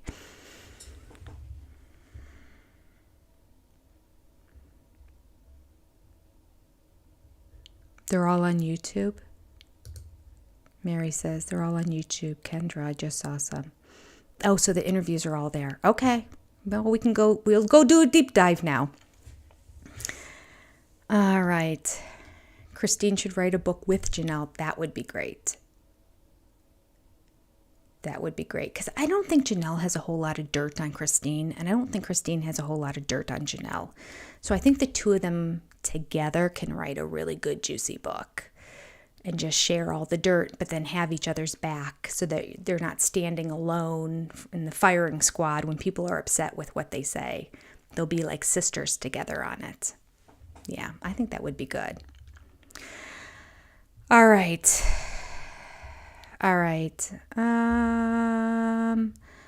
Betty wonders how long Mary and Jen will stay friends. I think Jen and Mary are going to stay friends a long time because they've been friends a long time. They met early on when Mary moved to Vegas because it was their first exterminator. She was her exterminator. So, and she was like, if you look at like the commitment ceremony and the tree planting ceremony and all those things when they invited a bunch of people, Jen is always sitting in the crowd there. You can see her. So she's been considered a friend for a while. All right. Chat, you're awesome. I agree with all of you. I do too. And I'm going to sign off. I'm going to read all of this later on because you guys crack me up. Let me see. Here we go. It's not letting me write in the chat. Okay, well, I'm not going to write in the chat then. Love to you all. This was fantastic. I have no idea what the next chapter is. I guess we're going back to Cody and Mary, but I don't know what the topic is. So we'll see. Next Thursday. No. Can't do next Thursday. I'm so sorry. I'm working. I'll already be at the hotel setting up for my event on Thursday. So I'm not going to be able to do. We're going to have to skip a week. I'm so sorry. I don't know. I'll look at my schedule and see if I can push it up to Wednesday. I'm not sure if I can because I have speech therapy all day on Wednesday. It's a long day too. I go to like 6 o'clock doing speech therapy and then I have to get ready for that whole weekend. So I just don't think I can do all that. I think it's too much. So I am so sorry. We are going to have to press pause for 1 week on our book club. And then we'll come back after that. And so I'll get a little picture JPEG put up soon. Thumbnail, or thumbnail as people in YouTube call them. So it'll have the date and time on it for everybody. All right. Thank you all for being here. You're fantastic. Can't wait to watch it.